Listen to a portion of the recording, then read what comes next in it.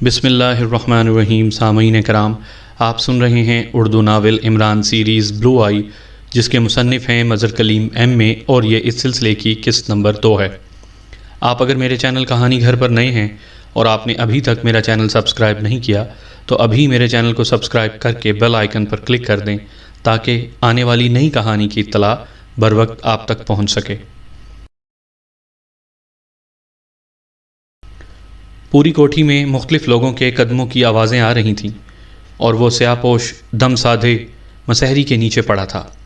دوسرے لمحے اس نے کمانڈر ان چیف کو کمرے میں داخل ہوتے دیکھا۔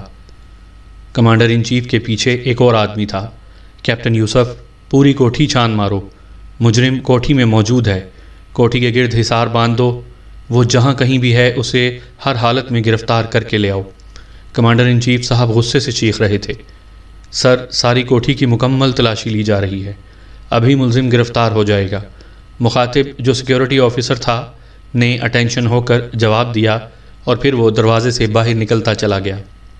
کمانڈر ان چیف نے دروازہ بند کیا اور اس کی کنڈی چڑھا دی، شاید اس خطرے کے پیش نظر کہ مجرم کہیں اندر نہ آ جائے۔ پھر وہ کمرے میں ٹہلنے لگے۔ چند منٹ تک ٹہلنے کے بعد وہ بستر پر بیٹھ گئے۔ ان کے بستر پر بیٹھتے ہی وہ سیاہ پوش مسحری کی دوسری طرف کھسکنے لگا۔ جلد ہی وہ مسحری کے نیچے سے نکل آیا۔ اب کمانڈر ان چیف کی پشت اس کی طرف تھی۔ اس نے جیب سے ایک رومال نکالا اور دوسرے لمحے جھپٹ کر اس نے کمانڈر ان چیف کی گردن پکڑ لی۔ رومال والا ہاتھ کمانڈر ان چیف کی ناک پر مضبوطی سے جمع ہوا تھا۔ ظفر آفریدی صاحب نے چند لمحے تک تو اپنے آپ کو چھڑانے کی کوشش کی، مگر پھر ان کی حرکات بتدریج سست پڑتی چلی گئیں۔ پھر وہ بے ہوش ہو چکے تھے۔ رومال پر چھڑکا ہوا کلوروفارم اپنا کام کر چکا تھا۔ ان کے بے ہوش ہوتے ہی سیاہ پوش نے رومال واپس جیب میں ڈالا اور پھر ایک لمحے کے لیے ادھر ادھر دیکھا، اور دوسرے لمحے اس نے اپنی جیب سے ایک چھوٹی سی مگر پیچیدہ سی مشین نکالی۔ مشین کا بٹن دباتے ہی اس میں سے ایک تیز ترین مگر باریک شعاع نکلی۔ یہ سیئر ریز پھینکنے والی مشین تھی۔ اس نے مشین ان کی بائیں آنکھ کے سامنے کی اور دوسرے ہاتھ سے وہ ان کی آنکھ کھولے ہوئے تھا۔ شعاع سیدھی ان کی بائیں آنکھ کی پتلی پر آ رہی تھی۔ ایک لمحے بعد اس نے مشین کا بٹن بند کیا اور اسے ایک طرف رکھ دیا۔ پھر اس نے اپنی جیب سے ایک چھوٹی سی چمٹی نکالی اور دوسرے لمحے چمٹی کی نوک سے اس نے کمانڈر ان چیف کی بائیں آنکھ کی پتلی اٹھا لی۔ سیئر شعاعوں نے پتلی کو بڑی نفاست سے کاٹ دیا تھا۔ پتلی ایک طرف رکھ کر اس نے جیب سے ایک چھوٹی سی شیشی نکالی اور پھر شیشی کا ڈھکن کھول کر چمٹی سے اس میں سے ایک اور انسانی پتلی باہر کھینچی، اور دوسرے لمحے چمٹی سے اس نے وہ پتلی آنکھ کے اس خلا میں ٹکا دی جو ان کی اصلی پتلی نکلنے سے بن گیا تھا۔ ایک لمحے بعد اس نے مشین بند کر کے جیب میں ڈالی، بستر پر پڑی ہوئی پتلی چمٹی سے اٹھا کر شیشے میں رکھی اور پھر آہستہ آہستہ چلتا ہوا دروازے کی طرف بڑھا۔ کمانڈر ان چیف بستر پر پڑے تھے۔ جدید ترین ایجاد سیئر شعاع نے ان کی آنکھ کا آپریشن کر دیا تھا، ایک عجیب و غریب آپریشن جس میں شاید 2 یا 3 سے زیادہ منٹ نہیں لگے تھے۔ نہ ہی خون بہا اور نہ ہی آپریشن روم کی ضرورت پڑی۔ سیاہ پوش نے دروازہ کھولا اور پھر ایک لمحے کے لیے ادھر ادھر دیکھنے کے بعد وہ راہداری میں نکل آیا۔ راہداری کی دیوار سے ہوتا ہوا جیسے ہی موڑ پر آیا تو ٹھٹک گیا، کیونکہ سامنے سے 2 آدمی ہاتھ میں برین گنے لیے آ رہے تھے۔ وہ جھپٹ کر پیچھے مڑا اور پھر دیوار کے ساتھ ہی لگ کر پیچھے ہٹنے لگا۔ اچانک پچھلے موڑ سے بھی 2 اور آدمی ہاتھوں میں برین گنے اٹھاتے نظر آئے۔ اب سیاہ پوش پھنس چکا تھا۔ اس نے پھرتی سے جیب سے ایک دستی بم نکالا اور پلک جھپکنے میں وہ اس کی پن کھینچ کر پیچھے آنے والوں پر پھینک چکا تھا۔ جب بم اس کے ہاتھ سے نکل کر ان کی طرف پہنچا تو اس وقت شاید انہوں نے اسے دیکھ لیا، کیونکہ وہ برین گنے سیدھی ہی کر رہے تھے کہ بم پھٹ گیا اور پھر ایک زوردار دھماکے سے ان آدمیوں سمیت راہداری کے بھی پرخچے اڑ گئے۔ پھر وہ تیزی سے آگے بھاگا اور سامنے آنے والے آدمیوں سے ٹکرا گیا۔ پھر وہاں بھی ایک بم پھٹ گیا۔ بم شاید اس نے ہاتھ میں لے رکھا تھا اور پن کھینچ کر انگوٹھا لیور پر رکھا ہوا تھا۔ شدید دھماکہ ہوا۔ سیاہ پوش بھی لڑکھڑایا لیکن پھر اچھلتا ہوا آگے بڑھا۔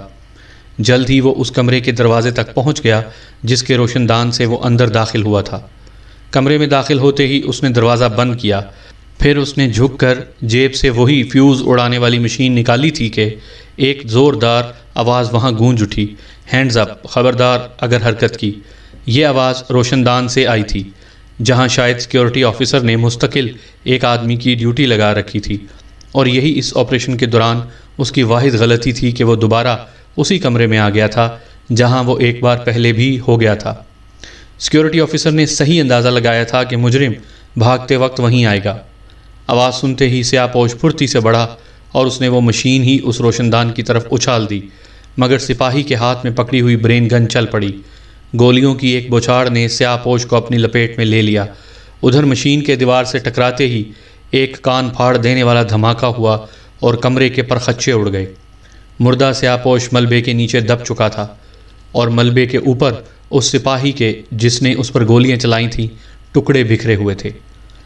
کمانڈر ان چیف کی سفارش پر کیس سیکرٹ سروس کے حوالے کیا جا چکا تھا۔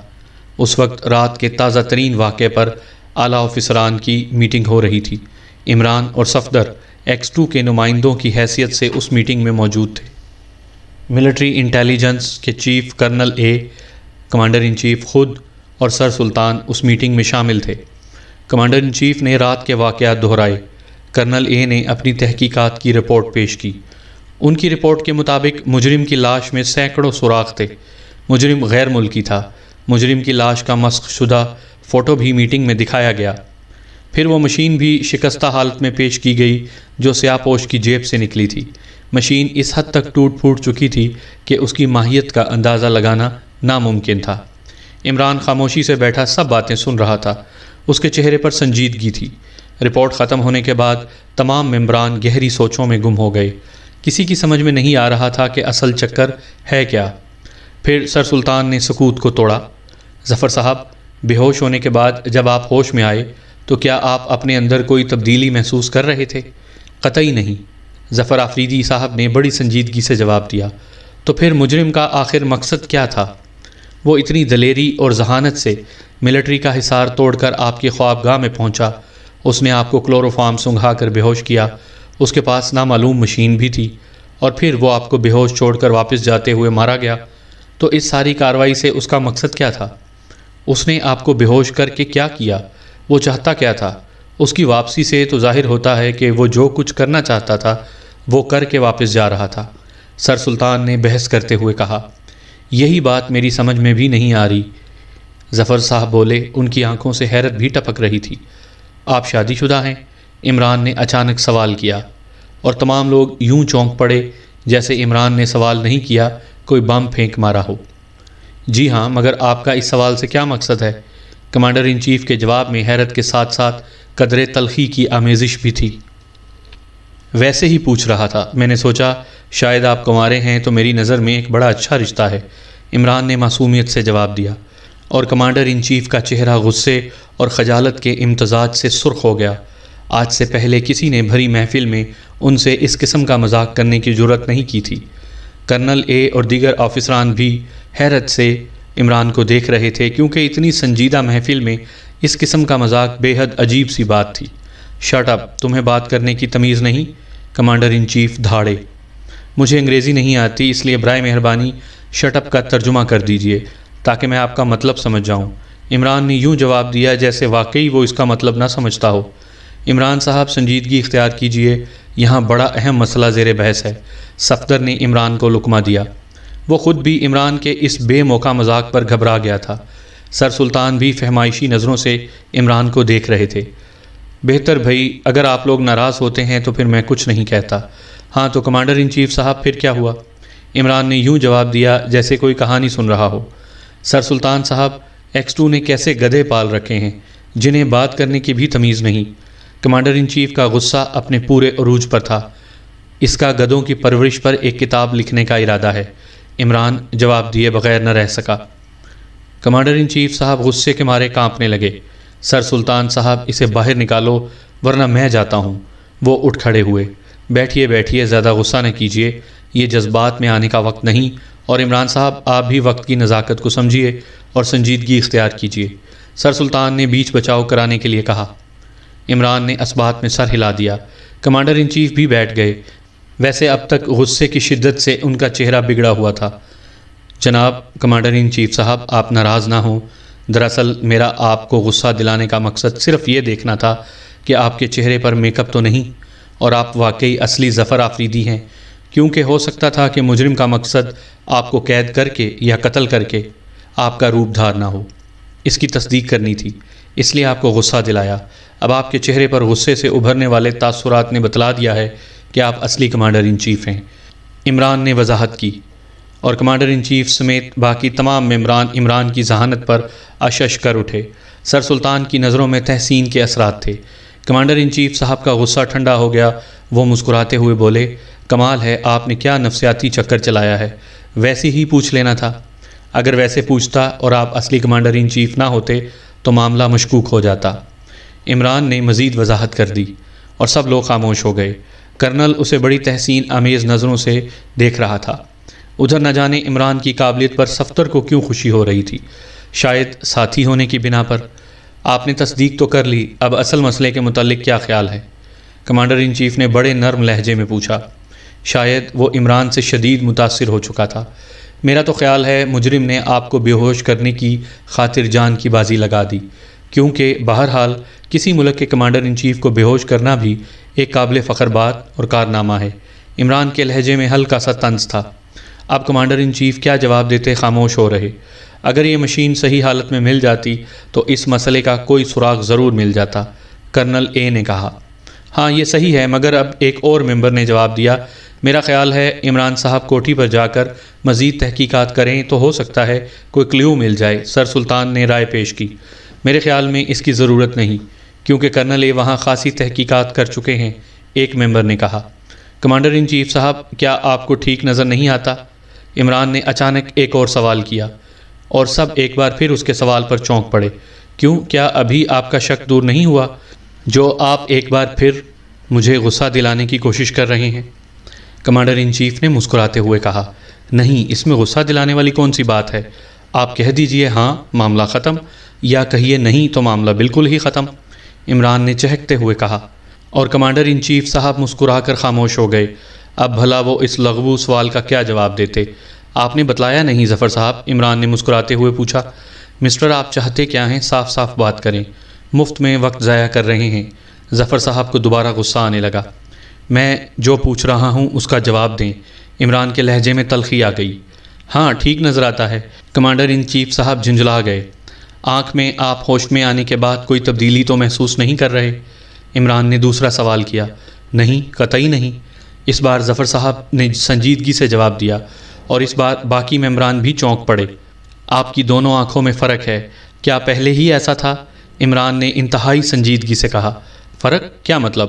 میں سمجھا نہیں، ظفر صاحب نے شدید حیران ہو کر پوچھا۔ مطلب یہ کہ آپ کی بائیں آنکھ کی پتلی کا رنگ نیلا ہے جبکہ دائیں پتلی کا رنگ سیاہ ہے۔ کیا آپ مذاق اڑا رہے ہیں؟ کمانڈر ان چیف کو غصہ آ گیا، مگر باقی لوگ چونک کر ان کی آنکھوں کو بغور دیکھنے لگے۔ پھر کرنل اے چونک کر اٹھے اور وہ کمانڈر ان چیف کے قریب پہنچ گئے۔ کمانڈر ان چیف چونک کر بوکھلا گئے۔ ایک منٹ، آنکھ دکھائیے سر، انہوں نے کہا، اور پھر بغور ان کی آنکھ دیکھنے لگے۔ پھر وہ سر ہلاتے ہوئے واپس اپنی سیٹ پر آ گئے۔ آنکھیں دکھانا محاورہ ہے جناب کرنل اے صاحب، عمران نے ہانک لگائی، مگر کرنل اے کسی گہری سوچ میں غرق تھے۔ سب ممبرز حیران زدہ تھے اور کمانڈر ان چیف بوکھلا کر باری باری سب کی شکلیں دیکھ رہے تھے۔ واقعی عجیب بات ہے، آپ کی بائیں آنکھ کی پتلی کا رنگ نیلا ہے، کرنل اے نے بڑبڑاتے ہوئے کہا۔ یہ ناممکن ہے۔ کمانڈر ان چیف اب مزید سسپینس برداشت نہیں کر سکے۔ لیکن اگر ہے بھی صحیح تو اس سے کیا فرق پڑتا ہے؟ سر سلطان نے مداخلت کرتے ہوئے کہا۔ فرق تو بہت ہے، آپ کو نیلے اور سیاہ رنگ میں فرق بھی محسوس نہیں ہو رہا؟ عمران نے معصومیت سے جواب دیا اور سر سلطان خاموش ہو گئے۔ چند لمحے خاموشی طاری رہی، پھر عمران نے ہی سکوت کو توڑا۔ میرا خیال ہے ظفر صاحب کو بے ہوش کرنے کے بعد مجرم نے ان کی آنکھ سے چھیڑ چھاڑ کی ہے، عمران نے خیال پیش کیا۔ مگر اس سے مقصد؟ کرنل اے نے پوچھا۔ جب فرق نظر آ گیا ہے تو مقصد بھی آہستہ آہستہ سمجھ میں آ جائے گا، عمران نے جواب دیا۔ میرا خیال ہے اب میٹنگ برخاست کی جائے۔ سر سلطان نے جب کوئی واضح نتیجہ نکلتے نہ دیکھا تو کہا، میری ایک تجویز ہے، اگر ظفر صاحب برا نہ مانیں، آپ جتنی جلدی ہو سکے کسی ماہر چشم سے آنکھ کا معائنہ کرائیں اور رپورٹ ایکس 2 کو بھجوا دیں، عمران نے اٹھتے ہوئے کہا۔ بہتر، ظفر آفریدی صاحب کو جو انکشاف پر ذہنی طور پر الجھ گئے تھے جواب دیا، اور پھر میٹنگ برخاست کر دی گئی۔ دروازہ کھلا اور ایک نوجوان اندر داخل ہوا۔ یہ ایک چھوٹا سا کمرہ تھا جو معمولی قسم کے ساز و سامان سے سجایا گیا تھا۔ کمرے کے درمیان ایک چھوٹی سی میز کے گرد 4 کرسیاں پڑی ہوئی تھیں، جن میں سے ایک کرسی پر ایک ادھیڑ عمر مگر قابل بحث آدمی بیٹھا ہوا تھا اور دروازے کی طرف دیکھ رہا تھا۔ اس کی آنکھوں میں تیز چمک تھی۔ کمرے کے درمیان میں لٹکا ہوا ایک بڑا بلب کافی تیز روشنی پھینک رہا تھا۔ گڈ مارننگ باس، اندر آنے والے کا چہرہ خوشی سے سرخ ہو رہا تھا۔ رپورٹ، کمرے میں موجود باس نے پروقار لہجے میں کہا۔ سر، نمبر 2 سیکیورٹی پولیس کا حصار توڑ کر بڑی دلیری سے کوٹھی میں داخل ہوا۔ وہ کمانڈر ان چیف کی خوابگاہ تک پہنچنے میں بھی کامیاب ہو گیا۔ پھر اس نے کمانڈر ان چیف کو بے ہوش کر کے بلیو آئی فٹ کر دی، مگر واپسی میں مارا گیا۔ نوجوان نے تفصیلی رپورٹ دہرا دی۔ او کیا مشین اور مشین نمبر 6 حکومت کے ہاتھ لگ گئیں؟ باس نے پریشان لہجے میں پوچھا۔ نو سر، مشین نمبر 6 اس نے آخری لمحے دیوار سے کھینچ ماری، جس سے وہ کمرہ تباہ ہو گیا۔ کمرے کا ملبہ اس پر گرنے سے سیئر مشین بھی ٹوٹ پھوٹ کر ناقابل شناخت ہو گئی۔ نوجوان نے جواب دیا، ویری گڈ۔ اچھا، کیا بلو آئی کام کر رہی ہے؟ باس نے سوال کیا۔ جی ہاں، بلو آئی بڑی کامیابی سے کام کر رہی ہے۔ چلو میں خود اس کی کارروائی دیکھنا چاہتا ہوں۔ باس کرسی سے اٹھ کھڑا ہوا اور پھر وہ نوجوان اور باس ایک دوسرے کے پیچھے چلتے ہوئے کمرے سے باہر نکل آئے۔ مختلف کمروں سے ہوتے ہوئے وہ ایک چھوٹے کمرے میں آئے۔ نوجوان نے آگے بڑھ کر دیوار کے ساتھ لگی ہوئی الماری کو مخصوص انداز میں دھکیلا تو الماری ایک طرف ہٹتی چلی گئی۔ اب وہاں ایک دروازہ تھا جس سے نیچے سیڑھیاں جا رہی تھیں۔ سیڑھیاں اتر کر وہ ایک کافی بڑے ہال میں پہنچ گئے۔ یہ ہال کوئی سائنسی لیبارٹری معلوم ہو رہا تھا، کیونکہ اس ہال کی دیواروں کے ساتھ مشینیں فٹ تھیں اور مشینوں پر بڑی بڑی سکرینیں لگی ہوئی تھیں۔ وہاں 3-4 آدمی مختلف مشینوں کے سامنے بیٹھے انہیں آپریٹ کر رہے تھے۔ باس تیزی سے چلتا ہوا ایک مشین کے قریب رک گیا۔ اس مشین کے اوپر لگی ہوئی بڑی سکرین پر ایک برآمدے کا منظر تھا۔ منظر تبدیل ہوتا جا رہا تھا۔ پھر پورچ نظر آیا، دیگر لوگ بھی وہاں نظر آئے۔ میرے خیال میں کوئی تحقیقات ہو رہی ہیں، باس نے بڑبڑاتے ہوئے کہا۔ جی ہاں، ملٹری انٹیلیجنس تحقیقات کر رہی ہے، پاس کھڑے ہوئے نوجوان نے جواب دیا۔ پھر یکے بعد دیگرے منظر بدلتے رہے۔ باس چند لمحے تک دیکھتا رہا، پھر واپس مڑ گیا۔ اگر کوئی خاص بات ہو تو مجھے فوراً رپورٹ کرنا، اس نے جاتے جاتے حکم دیا۔ بہتر جناب۔ نوجوان شاید وہاں سپروائزری کے فرائض انجام دے رہا تھا، جواب دیا۔ باس سیڑھیاں چڑھ کر دوبارہ کمرے میں پہنچا اور پھر وہاں سے مختلف کمروں سے ہوتا ہوا واپس اپنے مخصوص کمرے میں آ گیا۔ کمرے میں پہنچتے ہی اس نے دروازہ بند کیا اور پھر ایک الماری سے چھوٹا سا ٹرانسمیٹر مشین نکال کر میز پر رکھ لی۔ ٹرانسمیٹر کا بٹن دباتے ہی اس میں سے زوں زوں کی آوازیں نکلنے لگیں۔ پھر مشین کے ساتھ لگا ہوا ایک ہیڈ فون اٹھا کر اس نے کانوں پر چڑھا لیا۔ پھر اس نے ایک بٹن دبایا، آواز تیز ہو گئی اور مشین پر لگے ہوئے ڈائل پر سرخ رنگ کی سوئی حرکت کرنے لگی۔ Hello hello, headquarter speaking, over. دوسری طرف سے آواز سنائی دی۔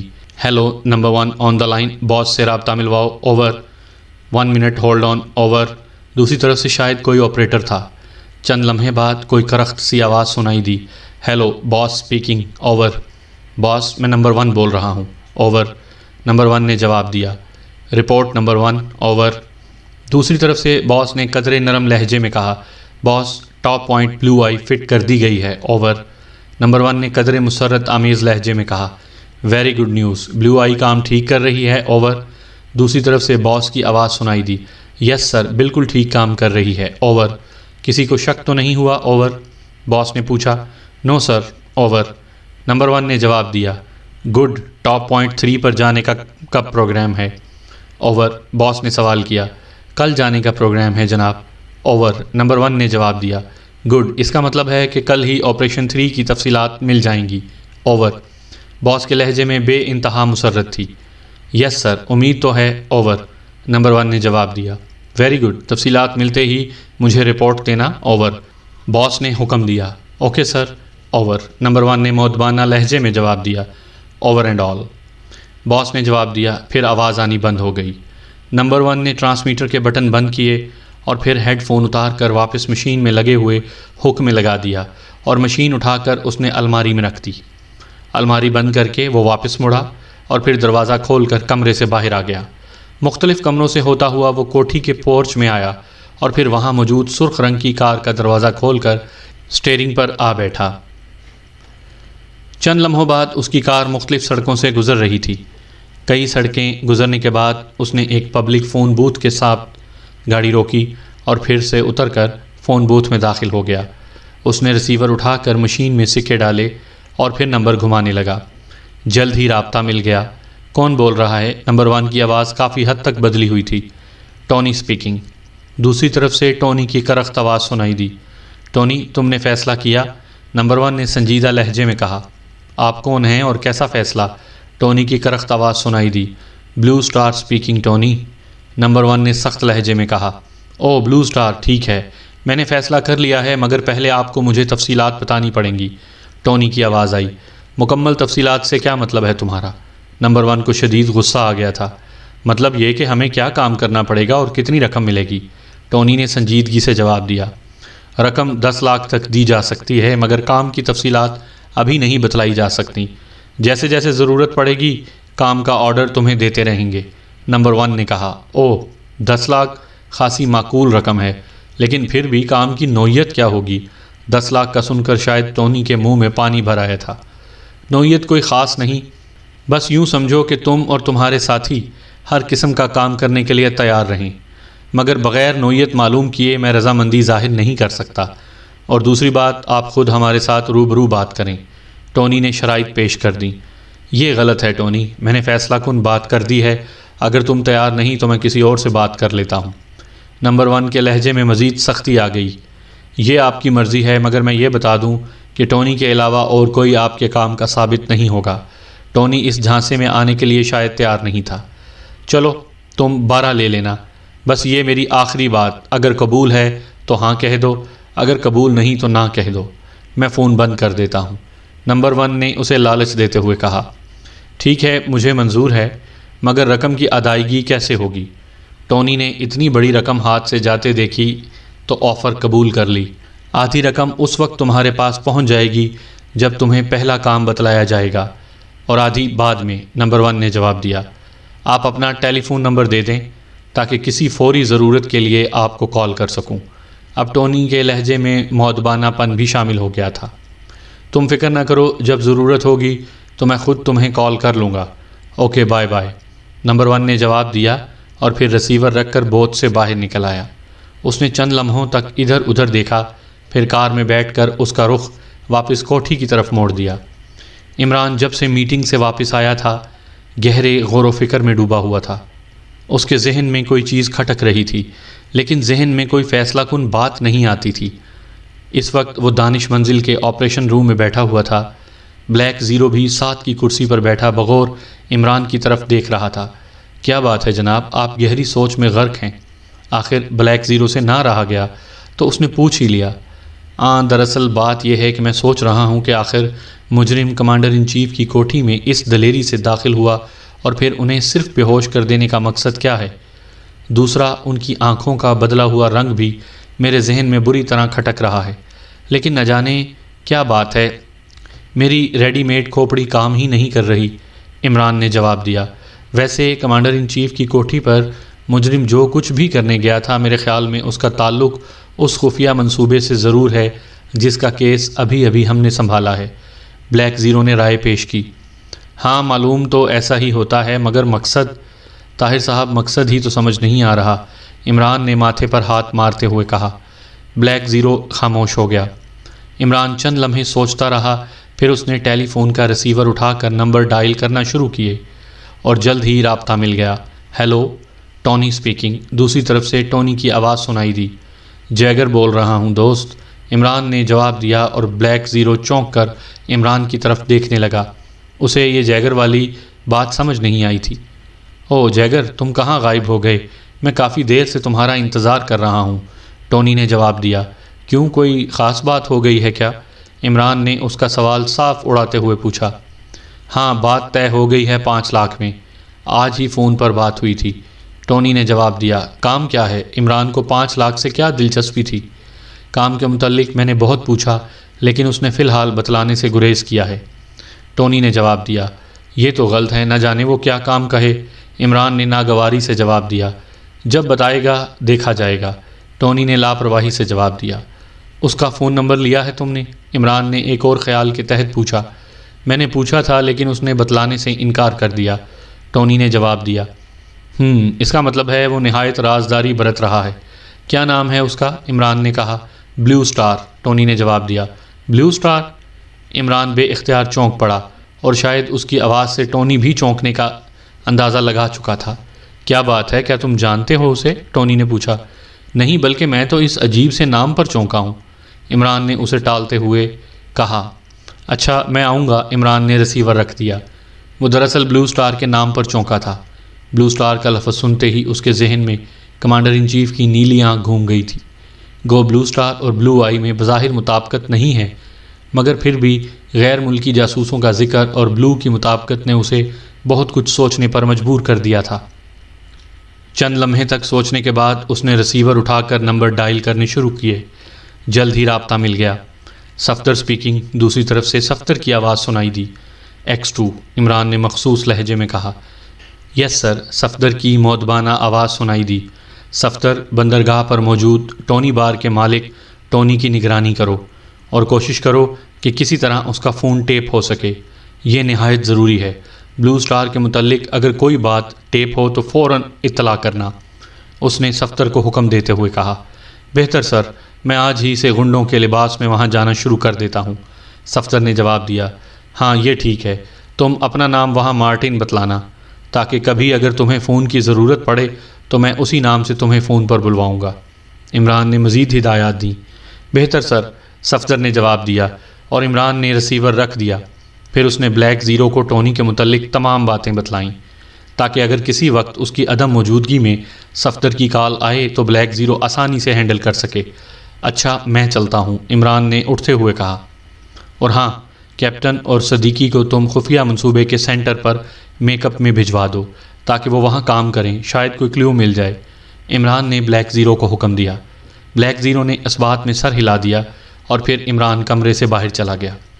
آج کمانڈر ان چیف تشریف لا رہے ہیں، ایک بہت بڑی مشین کے سامنے بیٹھے ہوئے نوجوان نے ساتھ والی مشین کے آپریٹر سے مخاطب ہو کر کہا۔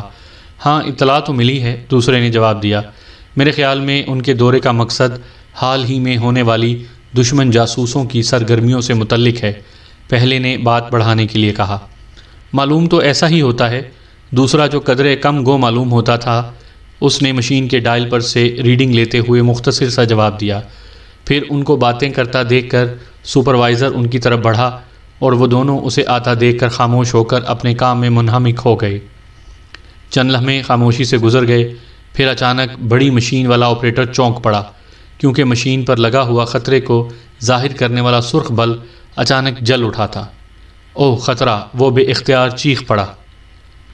اس کی آواز خاموشی میں بم کا دھماکہ ثابت ہوئی، اور اپنے اپنے کاموں میں منہمک تمام لوگ بری طرح چونک پڑے۔ سپروائزر تیر کی طرح مشین کی طرف بڑھا۔ کیا بات ہے، کیسا خطرہ؟ اس نے قدرے سخت لہجے میں کہا۔ یہ خطرے والا بلب ہے، آپریٹر نے خوفزدہ لہجے میں سرخ بلب کی طرف اشارہ کرتے ہوئے کہا، اور پھر بلب دیکھ کر سپروائزر بھی اچھل پڑا۔ اس نے بڑی پھرتی سے مشین کے ایک دو بٹن آن آف کیے، مگر سرخ بلب متواتر جل رہا تھا، اور پھر دوسرے لمحے اس نے مشین چھوڑ کر میز کے نیچے لگا ہوا بٹن آن کر دیا۔ ہال میں اور باہر کی طرف الارم بجنا شروع ہو گیا۔ سارے سینٹر میں افراتفری مچ گئی۔ پھر مکینیکل انجینئر اور دیگر اعلیٰ افسران تیزی سے بھاگتے ہوئے اس ہال میں داخل ہو گئے۔ کیا ہوا، کیا ہوا؟ ان سب نے بیک وقت جواب دیا، لیکن کسی کے جواب دینے سے پہلے ہی مشین پر جلتا ہوا سرخ بلب دیکھ کر وہ خطرے کی نوعیت کو سمجھ گئے۔ جلدی کرو، مین لائن آف کر دو، جلدی کرو، ایک چیف آفیسر نے چیخ کر کہا، اور پھر ایک انجینئر جھپٹ کر ہال سے باہر نکل گیا۔ کیپٹن شکیل اور صدیقی، جو آج ہی اس سینٹر میں بطور سپروائزر تعینات ہوئے تھے، الارم سن کر ہال میں داخل ہوئے۔ پھر جلد ہی مین لائن بند ہونے کی وجہ سے تمام مشینیں بند ہو گئیں، اور ساتھ ہی اس مشین کا سرخ بلب بھی بجھ چکا تھا، اس لیے وہ حیرت سے کھڑے ہر آدمی کا منہ تک رہے تھے۔ معاملہ ان کی سمجھ میں نہیں آ رہا تھا۔ کیا بات ہے، یہ الارم کیوں بجایا گیا تھا؟ کیپٹن شکیل نے آگے بڑھ کر چیف آفیسر سے پوچھا۔ چیف آفیسر، جنہیں ان دونوں کی پوزیشن سے آگاہ کر دیا گیا تھا، اس کے سوال پر چونک پڑا۔ میرے ساتھ آئیے، اس نے کیپٹن شکیل سے کہا۔ کیپٹن شکیل نے صدیقی کو وہیں ٹھہرنے اور چکنا رہنے کا مخصوص اشارہ کیا۔ اور پھر چیف آفیسر کے پیچھے چلتا ہوا ہال سے باہر نکل آیا۔ وہ دونوں آگے پیچھے چلتے ہوئے چیف آفیسر کے خاص کمرے میں پہنچے۔ چیف آفیسر نے دروازہ اچھی طرح بند کیا اور پھر کرسی پر بیٹھ کر بڑے سرگوشیانہ انداز میں کیپٹن شکیل سے کہا، مسٹر شکیل، بات یہ ہے کہ مین آپریٹنگ مشین پر خطرے کا بلب جل گیا تھا۔ فی الحال مین لائن آف نہیں کی جا سکتی ورنہ تمام کام رک جائے گا، لیکن آخر خطرہ کیا تھا یہ بھی تو معلوم ہو۔ کیپٹن شکیل، جو جلد از جلد معاملے کی تہہ تک پہنچنا چاہتا تھا، بولا، اس سرخ بلب کا مطلب یہ ہے کہ ہمارا تمام منصوبہ شدید خطرے میں ہے۔ بارودی سرنگوں کے وسیع جال میں جو ہم نے منصوبے کے تحت پورے علاقے میں بچھائی ہیں، کسی ایک سرنگ کو فیتے کی آگ لگائی جا چکی ہے۔ سامعین کرام، آپ سن رہے تھے اردو ناول عمران سیریز بلو آئی، جس کے مصنف ہیں ایم اے راحت، اور یہ اس سلسلے کی قسط نمبر 2 تھی۔ امید ہے آپ کو میری یہ کاوش پسند آ رہی ہوگی۔ اگر آپ میرے چینل پر نئے ہیں اور آپ نے ابھی تک میرا چینل سبسکرائب نہیں کیا تو ابھی میرے چینل کو سبسکرائب کر کے بیل آئیکن پر کلک کر دیں تاکہ آنے والی نئی کہانی کی اطلاع بر وقت آپ تک پہنچ سکے۔